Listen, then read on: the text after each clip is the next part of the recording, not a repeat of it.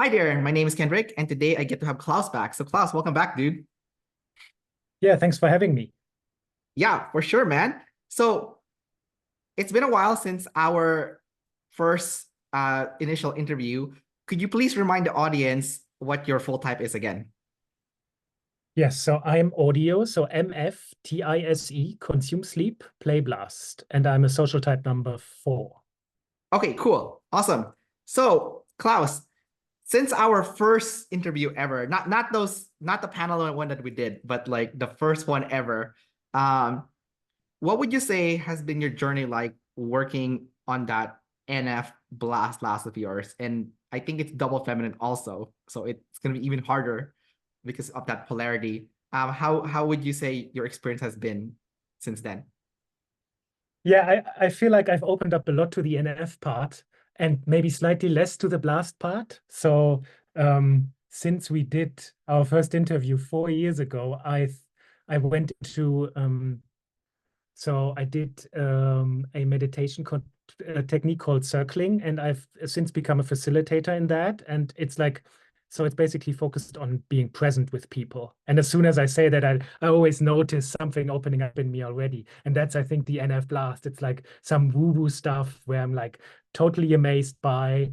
I think Dave and Shannon talked about before when your NF is double feminine, you become quite woo-woo, and what you do sounds a bit weird at times. And the circling stuff that I'm doing when I tell people, it's all often like, what are you doing exactly? And it's always difficult to explain fully in the ST what it even is. Yeah. Yeah, for sure. I think for someone like me who has ST and NF in the middle, I've always believed in NF, like how legitimate it is, even though it's so crazy. The fact that it does change the way you feel, and usually it's for the better. You know, and because it's NF, right? The N part, it's like long-term positive emotions that you derive from the NF. So, can you share a little bit about like, what you've been practicing, the circle stuff, the facilitating, which sounds like you're blasting also. Sounds like NF blast, if anything.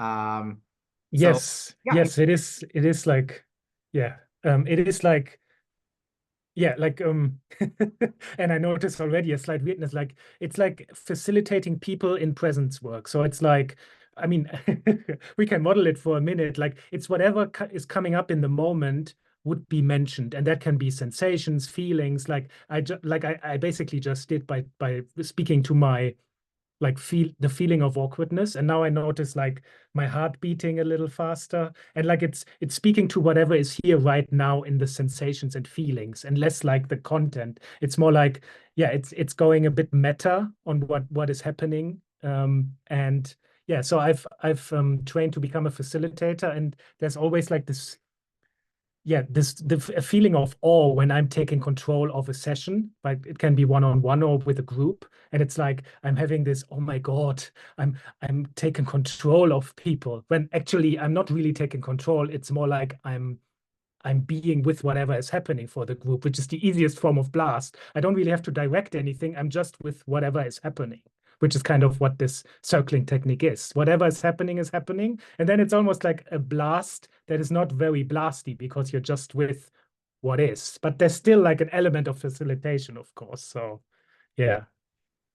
I always find it so fascinating how an NF experience is so different from an SF experience, Um, from what I can see, like a lot of SF experience, it feels good in the now, but it won't necessarily have long-term positive effects for you. It might, but it might not. Usually not. Like let's say you're doing drugs or you're, getting hammered, right? And then but like versus NF where like yes, it's kind of like healing your soul in a way, and the way you feel about yourself and other people does improve over time. It's kind of like the way I picture it almost, it's like, going to like a club. I guess for you guys you call it disco. And then on the flip side, the NF side is like doing like an ayahuasca retreat or something, and then you can see they're like, oh, they're completely different, right? Like the environment, the vibe, and everything. And yeah. And then almost like it's kind of interesting also with NF. Sometimes it is painful in the moment because like ayahuasca, you're like puking and stuff, right? Supposedly, if you do it. So, but then you feel good like over the course of time after you recover from that. While like SF might feel good in a moment, but then afterwards you get the hangover or whatever, like let's say you're eating like yummy food, then you gain weight, So there's like negative effect. It's so interesting to see like the two differences with that. You do have FE in the bottom, so those two technically would be like a demon for you, even the SF, right? Um, but would you say like the SF was easier for you to tap into when you were younger than the NF? And then like the NF was something that just came, in the last few years for you? I would say so, yes. I'm thinking about more like SF activities. I probably was into them quicker when I was younger. Like I always see my SF play, so SE and FE come out. Like the example I give is table tennis. Like I'm not a very tribal person. I don't really care about, I think I talked about this with you in the first interview. I don't feel like German. I feel more like European. But like in table tennis, my tribal stuff comes out more where I'm like, my village team, we are going to crush the other teams. And like I also like that's the one time where I really care about people supporting me. Like if you don't watch my match or clap, then I'm a little annoyed, like that I don't get the appreciation. But that's really the only time, and we probably will talk about appreciation with the social types. That's really the only time. And the NF is really something that is more like in the last 5 years, I'm like just, oh wow, there's this other world. And not everything can actually be explained in the ST. Not everything is like matter and like logical and empirical. There's stuff that you cannot really explain by anything. It's just there and it's hard to put words to it, which is also like NF blast last. NF is also like the stuff that can't be worded in the first place. And then I have at last, it's like, well, it can be worded, obviously, but if you have NF a little bit higher, but it's like, oh, oh. difficult to speak to it like logically, precisely in the ST stuff that I yeah, that is probably still my like modus operandi, like the stuff like where I just my natural state, so Right. to say. Yeah, your default. That's your default. Um, what's interesting, dude, is you kind of look like Mark Manson, like the sleep, blast, play, consume, ISTP. I don't know how you feel about that. When I saw him, I was when I saw him the first time, I was so freaked out. Like, and I was like, when they were typing him, I don't know the exact like how that happened, but I was like, oh my God, he must be a similar type to me. And then he turns out to be Tini, which Yeah, is like I've for a long time thought I was sleep first. But yeah, then I also look at him and see he's quite different from me, even though he's an ISTP as well. But yeah. is he consume last? Yeah, he's a weird consume last. Yeah, Yeah, he even gets weird. I'm definitely not him. Yeah, and like I remember that typing video. He was like kind of shitting on reading and consuming, which is spelling out his functions was kind of hilarious when he was doing that. But I just wanted to say that if you get your NF to like the high level, you would be Mark Manson because he's double activated NF blast, right? So I just think that's kind of hilarious. Like, oh, you kind of look like him, so your transformation would be towards him, you know. Um, you know, uh, yeah. So earlier you said something about ping pong, and when you do like table tennis and stuff, you want people to cheer you on. It's like it's like something that that is important to you to get that tribe support and whatnot. It also sounds kind of like your outlet for your flex. Would you say that's true? Like it's kind of like a flex outlet? Yeah. It definitely is. Yes, it definitely is. And it's like I can't see many other like areas where I do that, but there it's like I really push myself and sometimes a bit too much where like the opponent is like, what's going on with this dude? Like, come on. Like really pushing myself. And like in normal daily life, I'm not very ambitious. Like I'm not like, yeah, I I don't feel like I mean, I do resonate when they just like I'm a little bit of a and I'm aware of the negative connotation, like a slob. Like I like with the like I'm dressing. I mean, this is a really good t-shirt, but normally I don't give a shit. Like I just dress like comfortably, and I don't care about how I'm perceived much. But in table tennis, I care a lot about people looking and caring and clapping but like in daily life, I don't really care much. I think the fact that you're lead TI, you'll still have a higher flex than someone that is, let's say, an EJ and number four, you know? Because I think like the IPs in general, regardless of lead TI or lead FI, would still have a higher flex. Because I remember interviewing someone who was actually in your IP panel, Shelby, and she's an ISFP, but she is number four like you are, but then I can still see the flex. Like you cannot not flex as an IP. You know, I just feel like it's there. Like you have to do it. It's just like less than the other IPs who are like going absolutely crazy with the flex, you know. Kind of like let's say Conor McGregor, you know, like the number one ISTP, right? Like that is like super flex on top of flex, right? You know, while for you it's like subtle. You know, table tennis, that's it, you know, good enough, right? Um, so Yes. I want to ask you about the opposite of that though, because if you are flex last, that means you are friends first, but then you said you're not very tribe oriented, but then you are very friendly though. So it's kind of like that interesting dynamic where um I don't know if it's like subconsciously you seek out friendship, even though you kind of move away from it because you are introvert, you're double introverted, or is it because, or is it really like, oh yeah, I do want friends, it's just like I don't know how to approach it because I am double introvert. Yeah, for me, friendship is something that just happens. Like a lot of times it comes when like we share interests and then it just naturally happens. It's not something that's on my mind constantly. Oh, I had another point with that. Oh yeah, so the cognitive dissonance of like being an IP, but the number four, which is like almost like a good way of balancing it. And yes, yeah, now I found what I was thinking about as you were talking.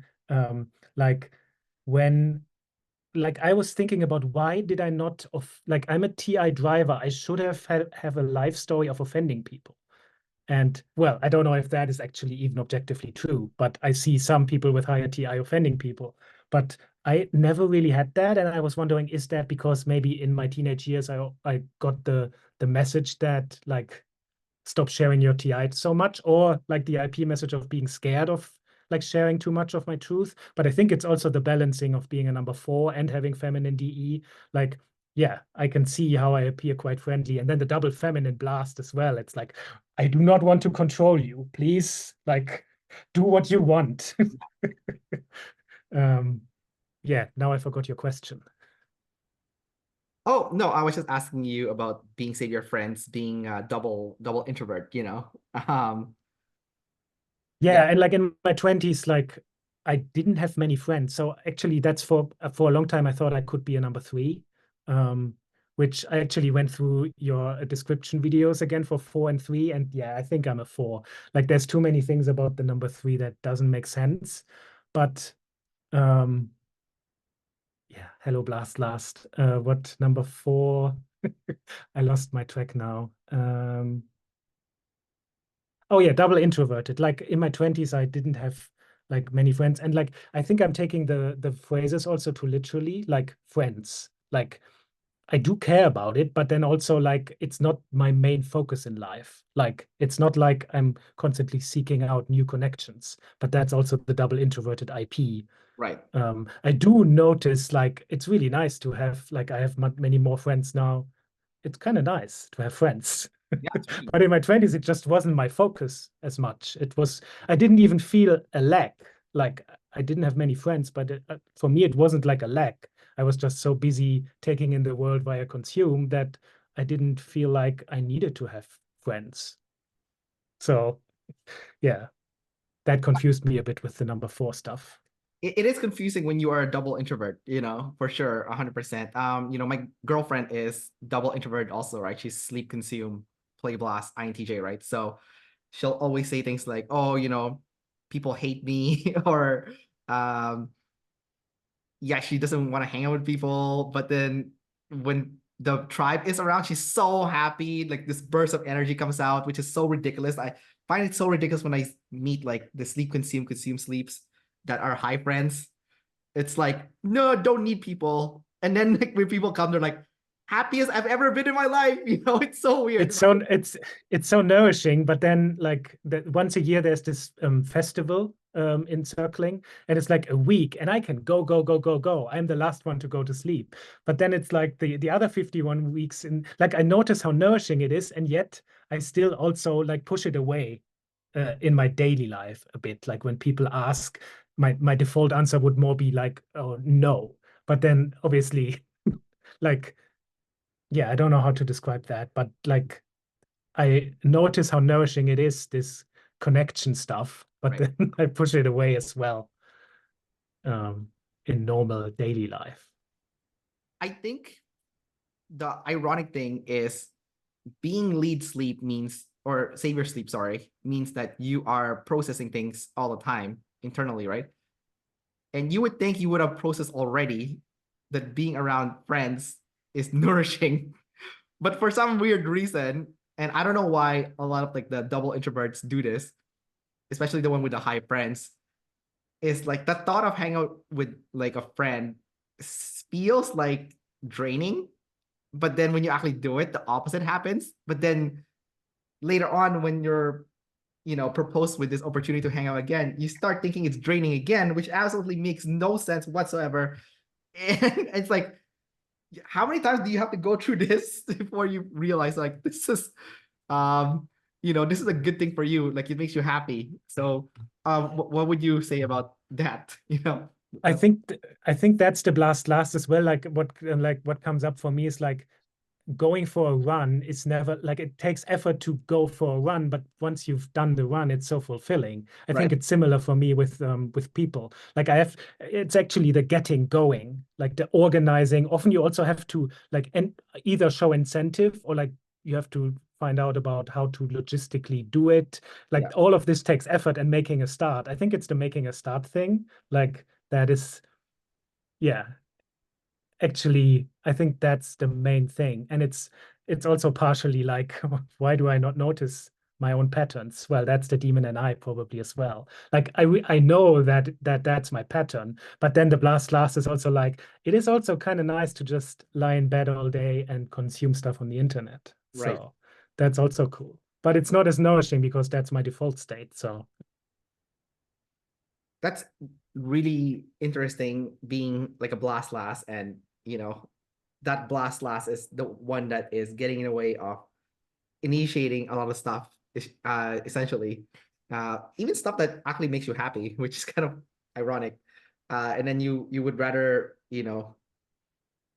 lay in bed and chill out when, like, if you look at it from a spectrum of joy and happiness, like maybe you'll get like a 6 out of 10 or 7 out of 10 laying in bed. But then when you hang with like that, good friend that like you share a laugh with and joke around and have a good time, that's like 9 out of 10. You're like, that doesn't compute. So yeah, it's definitely like a weird ironic thing that I've seen like with you guys, the double introverts. That's why I wanted to ask you about that, because it's so weird. And then even if you know this information, it's not going to change your behavior, or maybe it will, maybe a little bit, a little bit. a little bit. I think like awareness already unconsciously changes our behavior to some degree. So I Yeah. think that already helps a little bit. And like it helped me like going more into the NF, like actively, like having this map to know that I might be a little more averse to the NF, although I mean, it doesn't feel like that in the last 4 or 5 years, but maybe before that, I was more like a cold robot kind of person. Yeah. Well, you do have that double masculine ST at the top, right? So yeah, you would definitely have that like aggression for consuming. It's double activated too. Double activated, double masculine, you know, ST consume. Um, so I think the ironic thing about your specific type though is your middle social type. I think that's like the weirder one. Because you have double activated consume, right? And it's double masculine. So it double activates your generalist coin, you know? So it's kind of weird because then it means you're recollecting like a bunch of different skill set um, that you're gonna put in your back pocket that you're gonna have, right? Instead of specializing, you're blast last, or you're, and it's also double feminine. So specializing is gonna be super hard for you, even though you have it in a savior state. Like, can you share a little bit on that weird contradiction as a result of having all this activation that's not in the optimal way, like cognitive dissonance, pretty much? Yeah, specializing was never difficult for me. I had like the same, like that's how I thought I could be a three. I had the same job for many years. I mean, I got promoted. There's some flex. Yeah, but now I have to immediately speak to that. Yeah, I think I'm quite balanced with specialized and generalized. I like the generalized name much more than responsibility because I didn't feel like like a very responsible human being in the sense that, yeah, I don't know if I have an example, but I also think the SE and I in the middle like makes me very like balanced with the two, also with those two functions. Like it's easy to specialize and it's easy with the double activated double masculine consume to just take in the world fully, I would say, like having lots of interests. And then like, yeah, it's really the imbalance is with tribe and self. That's my struggle with the FE at the bottom. And I feel like, yeah, there's a lot of balance with the more focused stuff and the more like going out into different worlds. Oh, I see. So I guess you're saying that the fact that you're a double observer means that the generalist and specialist coin is kind of being balanced in a way. Oh yeah, so that's actually then doubly like I'm doubly balanced there and doubly imbalanced. Although no, yeah, the social type helps me balance a little bit with the um tribe and self stuff. Like I was thinking before, if I was a one, I would offend people so much, but the masculine TI is hidden a little bit. Like what I really think only comes out fully when I'm one on one with someone. I just don't want any tribe hate, which is also like sometimes that's what you should do to grow, right? But yeah. Well, Yeah, even your animal that's stack, interesting. Yeah. like if you look at your animal stack, your first animal is an observer animal, and then your last animal is also observer. So it's kind of interesting. You have the decider animals in the middle, also the sleep and the play, right? So you can kind of do like a makeshift double decide kind of as a result, and then you're also high friends. So you can kind of do that also. So it almost feels like you should have more, like, of course, being a decider, you're gonna have more decider problems, but I feel like you should have like a slightly lower decider problems than your average ISTP, but then a slightly higher observer problems than the average ISTP. Does that sound accurate to you, or is that like still not as true? As... I, I can't comment because I don't know the spectrum of the tribe. Sure, yeah, that's true. That is fair. like like um what came up when you said that in the this what was it? There was one thing with decider. Oh yeah, I think the sleep also keeps a lot of decider problems at bay that I would have if I was interacting more with people. Oh, because you're not high play, so it's not coming out as much. Like I keep the bullshit away. Like I, I Because you're I missing. don't know where I said it. Like I keep drama away. Like I don't want drama. Like if like and obviously I miss out on connection sometimes because people are dramatic. Yeah. But it's also like, yeah, I don't know why that's funny. But it's like, and now I forgot the question again. Yeah, I mean decider stuff in the sense that I feel like quite removed from the tribe. That is probably my number one decider issue. As a double sleep, like a double introvert IP. Right. But I mean, it also doesn't feel like very difficult to miss out on some connection for the sake of my own peace. Right. Gotcha. I guess that's the savior sleep there. Um, so I guess because you're missing, you're avoiding the drama as a result of just you missing from the tribe in general, being high sleep, and you're also a digital nomad, right? So you're hopping around a lot. One of the Yes. description that David Chan made about the social type number four is you guys are always chasing hobbies, your hobbies. Do you see yourself doing that personally? Like you're always chasing your hobbies. That's kind of like, I don't know where that would fit in with Save Your Friends, but it seems to be like a major thing for like a lot of like number fours is like chasing the hobbies. Um, I Yeah, would say interests is a better word, but it's, yeah, like interest, for me, interest. it's like just whatever I'm into. Like, I mean, I have so many interests. And then the friends fit in the sense that they join, like, or it's almost like they appear as I follow my interests. Like with type, I have so many friends now in the type community, Right. like Makes sense. table tennis as well, like sports. Not so much with other interests. Like I'm a music junkie. I listen to 20 new songs every day. Um, yeah, I don't really have friends around that, but like it's like I have so many interests. Like I never run out of things to do with my time, even though it's mostly by myself. But with some hobbies or interests, it's also like people magically appear as I follow my interests. But it's not like I'm doing anything for it. That's too much effort. Right. So you said that you're not in Spain right now, or I are am. oh, you went back because I think when we were scheduling. Um, so how did you end up being a digital nomad? I'm kind of curious. Like, so you don't have to work in an office in Germany then?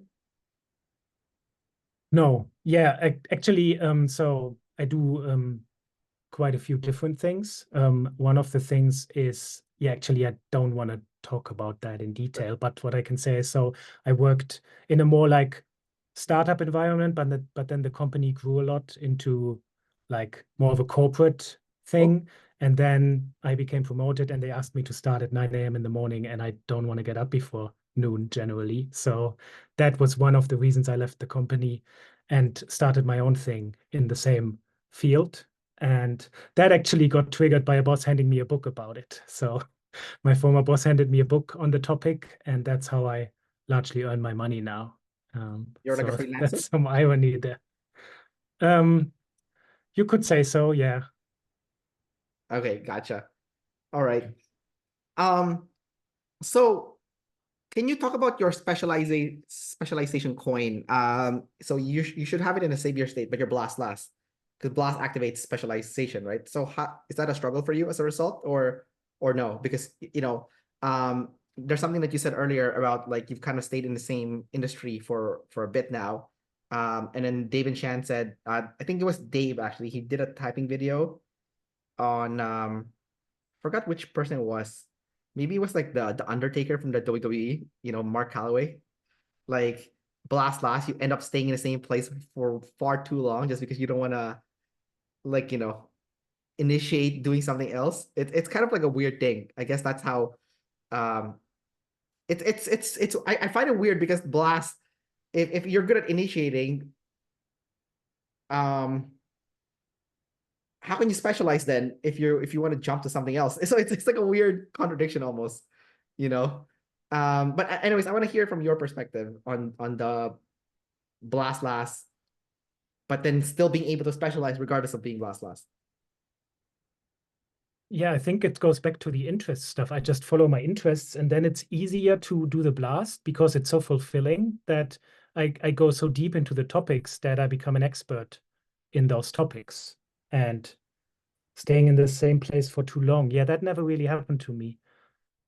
I feel like because that I'm always already seeing the next thing that is on the horizon. Like I know that in 3 to 5 years, I'll probably do something with the NF Blast circling facilitating thing. It's just like the right moment hasn't happened yet. There were a few where I actually jumped in. Like I feel like I notice when there's like a chance for me to, how do you say that? To take like, and then sometimes it doesn't work out, but often it does work out because I'm already so deep into the topics that, like for example, when I got hired in my job, like so this job was, it's quite complicated, but so my former company, we wrote reports on manipulated sports events. So like soccer, tennis, and stuff. And when I went to my job interview, I handed them a list of 50 manipulated tennis matches that they had no idea about. And basically that list already got me hired. Like because I was so deep in the topic, probably deeper than they were, like I got hired into my first job that I had for 5 years. And it's like, because I like, yeah, it's like, it feels like the work stuff is effortless because I don't think I've really worked in my life because I just do what I like doing and then professions or jobs appear. And yeah. Oh, I see. I And get then it. that like repeats itself over and over again when I feel like the corporate stuff after 4 or 5 years became a little bit stale for many different reasons. Then I'm like, okay, I have like, I could do this or this or this, and let's try this and see if it works out. And if not, then I have a plan B and C as well. Right. I guess that's you being a double observer. Like you're flexible with the pathway and also with staying in the same place if need be, for however long. And also flexible in the sense that I don't really have to take care of tribe members as much. I mean, I see lots of friends that wouldn't be able to just hop around more because there's people in their life that they would lose out on, like the digital nomad stuff. Like it can become pretty alone. Yeah. But if you like being alone, then that's not a big like problem. But if you like, you can't really fully follow your interest if there's too many tribe members around. Right. Because then you have to actually take care and like, yeah, like there's like limitations that the limitations of people's expectations being put on you.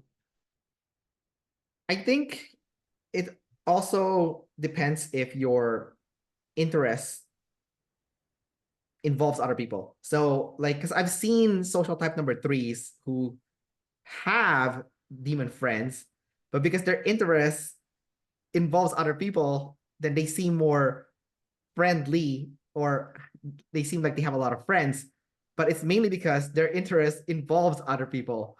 And if it didn't involve other people, then they would not, be with other people.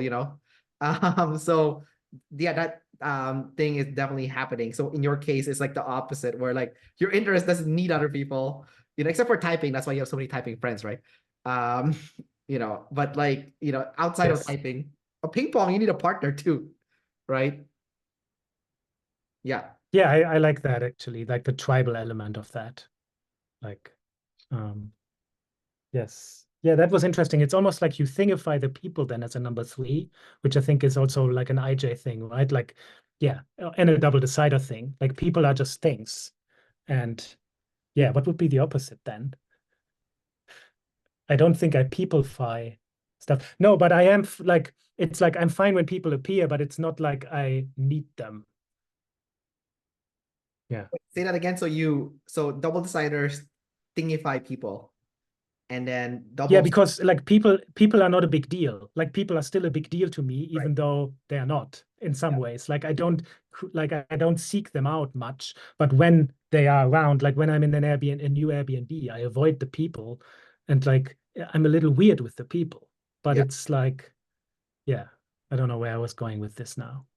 Yeah. Yeah. But if you're in an Airbnb and even though you're being weird, if you do meet someone that like is super friendly and like you click with, then you're friends now, and that's cool. You love that, right? Yes, although that rarely happens because we rarely have similar interests, I would say. But then also often I wouldn't even know because I'm not seeking it out actively. Right. Like it's much easier to find people on the internet that where you already know. Ah, yeah, right. Like, yeah. And then also it happens organically if it's meant to happen. I would say though that 95% of my friends I've made on first on the internet and not like in real life. Oh, I see. I think I've heard other people I've interviewed in the past, like really introverted ones, that said the same thing, where like they met their friends from the internet as opposed to um what do you call it? As opposed to meeting them in person first. So the internet came first. Um, Yes, and then you actually, I mean, like that's why I love the circling festival so much because there's like probably 15, 20 people that I've already had contact with online, and then you meet them in real life. That's also nice. But it's like the other way around, like, and you already share interests that you know you can relate on when in daily life you don't know if that's the case. what's that person's name that they type a while back? Is it Arthur Brooks or something? The ISTP guy? Like I don't know if you've seen that video, but like apparently like if you I don't know if this is the right guy or not, but like they type someone who said that if you want like genuine happiness, then you need like face-to-face contact, because apparently like having eye contact with another person, it's different in person versus like an internet situation. So you kind of get messed up if you're just like behind monitor and you're not physically with other people, like, so do you feel like that affects you? I mean, you're already an IP, so you're gonna be weird with people, but like the fact that you're double introverted, but you love people because you're like high friends, all these contradictions, right? So how do you feel has that affected you then, being so isolated, being a, digital nomad? That's why I love those like weeks that I talked about, where you actually take those online friendships and meet them in real life, like Yeah. personality hacker events or like the circling stuff. Like yeah, it's actually like 3 to 4 weeks. I get it like intensely in certain weeks, where I get all my need for connection in 3 or 4 weeks of the year, like intensely. And then obviously that continues online. But I've also noticed it's not the same. Like I actually seek the real life stuff out more because it's much more fulfilling. Right. Like what you just said, like it's much more, there's something happening like to our nervous systems when we actually do that in real life and not just over Zoom. It's not the same thing. Right. But 100%. then I would have never found all those people without the internet. So it's still amazing that this stuff exists and happens and you can continue the connection online and then meet again twice a year. Twice a year. That's so funny. um Meet in real life. Right, right. Yeah, I guess it's hard for digital nomads, so you do have to plan it. Like if you're doing a meet, right? There's like more planning involved. I'm also a digital nomad like you for now. Like this is my year of digital nomadness, but I'm the opposite of you. I'm double extroverted, right? So I'm play blast, Um, so my experience is kind of a little bit different from yours in the sense of where like I purposely wanted to do it because I did backpack for a year before, and I felt like having all that isolation from the tribe did make me wiser in terms of like future decisions I'm gonna make. And I think the awesome thing about doing the digital nomad thing, even despite the isolation, is there's like a lot of bullshit in your head going on. And I feel like only prolonged isolation can you flush it out, So for me, like that's happening right now because I feel like I've resolved a lot of my issues, but I'm like, oh, there's more now that I'm isolated. Actually, I thought it was kind of interesting. Because I'm almost 4 months in being a digital nomad, and the first 6 weeks was fine. Like I thought the first month was good in a sense where like, oh, finally I'm away from people because I'm like double activated play, right? And like savior generalist, so broad responsibility essentially, right? So I'm like responsible for like everyone, and I'm like, oh, I'm so tired of sick of doing that. Like I'm so sick of being responsible for everyone. I'm responsible for my girlfriend. I'm responsible for my group of friends. I'm responsible for people in my family. Responsible for people at work. There's like so much responsibility on my shoulder. I'm like, I'm so sick of it. I just want people to leave me alone. And then like, so the first month was good. And afterwards, I'm like, kind of miss my friends, and I miss my girlfriend, and like I miss people. Because like, earlier when we were talking, you said that there is definitely that nourishing effect when you're with people, right? And like now that I'm away from people, I'm like, oh, I'm not getting that nourishing thing that I get from people. Like I'm not getting it because like I'm away from them. Because like the tribe is good. There's like a fine balance, obviously, where like isolation and being with people. So I felt like, oh my God, I don't get that nourishment. And then for you guys, the double introverts, it's like, oh, you guys don't get that much at all. Like you guys must be getting screwed up inside from missing that, right? Because I felt like I was starting getting You're no, yeah, Yeah, sorry. your nourishment might come from actually getting into your DI then fully. Like I think that's how I picture it. Like when you're by yourself, you really get fully into your DI. And as like a play first EP, you probably like in daily life when you're around people that are close to you so much, you can't fully access that FI. And then when you're by yourself, you kind of are thrown into it. And then I did want to ask, so, but you're double extroverted, wouldn't you, even if you're traveling, wouldn't it be quite natural just to find people like in the places that you're traveling to, like seek out connection there? Because I sometimes wonder, like, I could do that, but it feels like so much effort, but it should be like less effort for you to actually seek those out when you're traveling? You know what? It's harder than I thought because like I went to a few Facebook groups here in Chiang Mai and I tried to like organize, you know, like meetups and stuff. Man, people are so, what's the word I'm looking for here? It's like I made a post about getting people together just for like a simple like lunch. hey, we're all digital nomads, let's get lunch.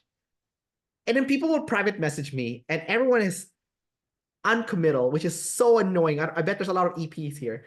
And like they're like saying, okay, well, if you get a big group of people, I'll come. And then everyone's saying the same thing. I'm like, well, if no one commits, then this is not gonna happen. So I just gave up. I'm like, you know what? Fuck all these fuckers. I'm gonna deal with these idiots. I deal with this in like back in Canada already. If I have to deal with this shit here also, I don't want to deal with it, you know? So yeah, I did see that. I went to a co-working space and I did try to like connect with people there. But man, people are so uncommittal too, right? It's kind of annoying. So for me, it's like, I don't want to deal with it. Or like I dealt with like IPs. IPs are like, no offense, like a nightmare to deal with. Like I met this one guy there. I think he's an ISFP, if I had to guess what his type is. And we got along really well. We're like, chatting a lot in the co-working space because I decided to go work in a co-working space for a bit just to change things up instead of working from home.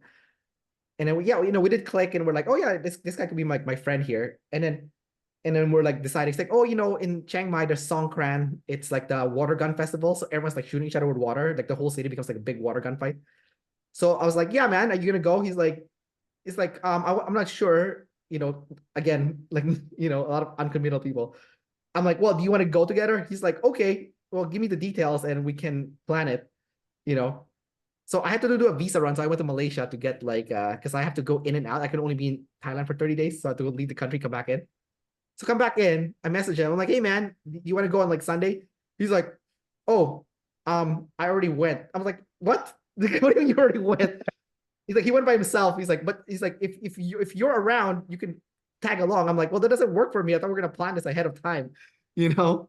So I'm like, God, so annoying. So it's like, for me, I'm like, I don't want like the good thing about being a digital nomad, like by myself, is like, you know what? If I don't need to deal with people's bullshit, right? So I can be more like selective. I'm like, okay, this person is a flake. I don't want to deal with a flake, you know? So I didn't even bother talking to him now. So he got tribe hate now. No one's talking to him in the co-working space. Typical IP story, right? You know, um, so, but yeah, man, it's interesting. I think what I learned now is, as a double extrovert, is like, yes, do go seek out connection, but don't force it. Like if clearly, there's like a lot of red flags with the interaction with the other person, then don't bother pursuing the interaction. But the good thing about pursuing it though is I think it builds up, um what's the word I'm looking for here? It builds up your endurance when it comes to rejection. Because the person that's tried by himself is the one that's going to get rejected more, right? Because they're the one that is initiating those interactions, essentially, right? So you do get used to getting rejected, and it's not personal really, because it's just like, ultimately there's a lot of things going on for the other person also, right? Or maybe they're just like a double introvert like you, need more time to build up to it, right? um, but for me, it's like, okay, it's like the good thing about the person that initiates is you are in control of the situation, because if you initiate enough, then you can build a tribe from that. And ultimately you can choose, because the person that's initiating, despite the rejection, is also the selector. Because now when you are putting together the tribe, and then let's say, oh, that person that said no before, now they see that you have a big group, they see there's like a higher value, they want to join now, you can go up to them and be like, fuck you, I already approached you before and you were non-committal. So if you were non-committal for that, then you're not a good person to be part of this tribe, right? So I did have that experience in Canada personally, where like I'm building tribes, and you know, and I do get to And yeah, you also build skills. You build skills that way. Like you actually learn how to organize groups. Like it's also a skill that yeah. can be like you realize how people react, and you learn a lot. And yeah, I miss out on that by like what you described. Like normally I just find groups that I can join instead Right. of actively. And yeah, I was thinking about now that I'm like a facilitator, I could actually start, but then I'm aware like that logistical stuff is so annoying. And then Right. I'm in a new place next week already, so why even start? Right, that's true. Yeah. And but then yeah, you miss out on certain connections as well if you don't initiate yourself, because sometimes when you initiate yourself, then yeah, there's stuff evolving from that you benefit from. You know what I did find interesting though is, I had a friend when I was in college who was a double introvert also. He was play last. He was like a sleep consume blast play, INTJ jumper. And he looks exactly. Do you know Josh from the community? The INTJ blast play consume sleep. Joshua McCrae. Do you know him from the community? He's like, Yes. Oh, yes, yes. I think yeah, the interview he was with Austin yeah. was Before I they think they don't, did a thing before, yes. yeah, they like the personality Q&A thing. They I don't know. They Yes. yeah, they stopped doing that. But they had a collaboration. It was like uh it was him, Austin, and Julian, the ISFP playlist from the community, right? Um, but like yeah, that fell apart. um, so anyways, so my friend looks exactly like Joshua, so I knew he was like an INTJ. And like I'm an ENFP, and INTJs and ENFPs tend to click. I have a lot of ISTP friends too, by the way. Like I do click with ISTPs. But so I thought it was funny that that guy initiated actually talking to me, even though he was like play last. And that's how we became friends. And it's like interesting with that, like now that like I'm doing the OPS stuff, I realize how come he's initiating despite being play last. This dude is a number one, social type number one. And for some weird reason, the moment you become a social type number one, it's like your animal stack. It's like, who gives a shit about the animal stack? I'll do whatever it takes to win. If I have to be an extrovert, then so be it. You know, what's necessary is what's going to be used. And I really admire that about the number ones. It's like I'm not. Um, yes, the number one programming is still controlling you because the drive to succeed and the drive to have status and the drive to flex is being driven by the number one. But the good thing about the number one and is you'll do whatever is necessary to achieve the goal, regardless if you're freaking animal stack, right? So I think that's like admirable. The other thing that's a little bit sketchy about the number ones though is because I remember I was talking to Alan. Do you know Alan, the ENTJ from the community? The Alan Mokanu. He's Yes. year one. Australia? Yeah, yeah, Is he year from one. Australia? Yeah, the year one typing people. Um, so I was talking to him about like social types, right? Because he wasn't sure which social type he was. Um, and ultimately he was a number two because negative reinforcement is where he thrives in. Although he felt like a number one, he said that he felt like a lot of number one in him. But ultimately, the reason why he was a number two, not a number one, is because for number ones, uh, ethics is optional. So I think that's like the most interesting thing about number ones is, of course, you try your best to be ethical, but if ethics is in the way of winning, then the ethics has to be thrown away. And, you know, while like the other social types might not be so uh, willing to get rid of the ethics, you know, to get ahead. Yeah, and I think that's how I also realized I'm not a three, because the one would be a savior. And I don't think I'm savior flex. Like I've spent time with social ones, and I also like the mapping with the love languages. Like quality time is my number one. Like I just want to be with you if I like you. Right, And like the ones, it's like it's very difficult to even spend time with them. right. Like they're just run away. They're just so busy. I'm like, where are you going? Like, can we spend some time together? No, no, no, no. Like it's like I don't think I could be with a number one. It's like because you literally, I mean, I'm exaggerating now. Sorry, number ones. I'm not like I'm exaggerating. Um, but like they're running around constantly, and like it's very difficult to spend quality time with them. And then it's like, okay. I Okay. mean, they get a lot of stuff done, but it's like, yeah, it's like I don't get it. So Klaus, I have one last question for you. Before we wrap up this interview, as you know, I'm interviewing Addy after you, so gotta get ready for that. But so my last question for you is, should the question disappeared from my head? Oh, I hate it. I hate my SI at the bottom. It's so annoying. Um, right. So I remember the question now. So number fours are known to be gullible. Like they just think everything is real, right? Like everything's real. Um, which is kind of interesting because I do see it with my girlfriend. I do see it with my number four friends. And like my number four friends is getting tricked by my number three friends. And I'm trying to explain to number four how they're getting tricked. And they don't, they still, they can't see it. Like my girlfriend's a number four too. She can't see it when she's getting tricked by like the, like the ulterior motive of like the one, twos, and threes, right? There is like an ulterior motive thing happening. You know what I mean? Um, like for example, like I have a number one ENTJ jumper coworker, and I always know he has ulterior motives. Always. Like when he says something, there's always something beneath it. That's the reason. There's a reason why he said that, right? And it's usually he said something because it's gonna boost his status. Like he'll set either like a name drop or tell a story about like a party he attended with like lots of hot girls and lots of alcohol and all like high status people, and everything that he's describing is to prop up his status. Everything's for the sake of flex status, right? um you know so but the number fours, like you guys are like the pure soul. Like it's almost like um you're just getting fooled left and right. And I'm like, no, I'm a number two, right? Broad responsibility. Like, stop getting tricked, Like, because the number twos can see all the scams, right? Because like number twos also do it, but like number twos, because they're high friends, they also want to make sure that the friends are taken care of. So that's like the biggest difference between the twos and ones, right?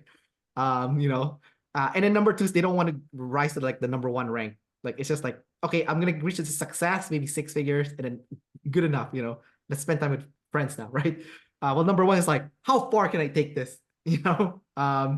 So what's your experience been like being gullible, being or like believing everything's real and just like, you know, and do you ever get friends that give you warning signs or maybe not? I don't know how like what that's like for you because you're double introverted. So what's your experience like with that? Yeah, that's one of the things when I go through the descriptions that I don't resonate with. I'm not particularly gullible. I do resonate with being a pure soul, and most often I don't have ulterior motives. Like especially like with people, like with I think with things, I'm always planning and scheming. But it's like with people, I would say like I wrote down the word fake. I feel like it's so fake if everything has an ulterior motive, but that's I guess for other types how it is. I think it goes back to what we already talked about because I keep most people at bay. I don't fall for their bullshit. And then it's like my DE is maybe not high enough. I think the person you described was an IJ. Like if your DE is higher, maybe as a four, you would be more gullible. But because I'm not exposed to people so much, I don't feel like I've ever. Okay, there's one example, like the relationship drama many years ago, where I was really gullible and like naive. But I don't really resonate a lot with like falling for that or getting twigged a lot. But that could just be a lack of people exposure as well. Oh, Yeah. dude, you're definitely getting tricked. I don't think you're aware when it happened though. That's the thing. Like I just don't think you were aware when it happened. I think a lot of number fours are not aware when it happens. So I think you are getting tricked, like based on what you just said. Oh my God. Yeah. Oh my God. I will watch out for that, Kendrick. Are you doing it right now? What's that? Yeah, of course I'm tricky. I'm Yeah. All right, dude. cool. Um, let's wrap up the interview here. So Klaus, thanks again for, coming back with your social type, being a number four and everything. And I do think your typing is correct because I have interviewed number threes and they're so different from the vibe that you put out, as a number four. Like definitely very different. So I think the number four typing was definitely accurate. Yeah, I think so too. And this was helpful to also realize more of that because normally I just think and don't talk. So Yeah. it's helpful to talk things out. Cool. All right, man. Thanks for having me, Yeah. having had me. Yeah. Yeah. Always a pleasure, dude. All right. Take care, man. Bye bye.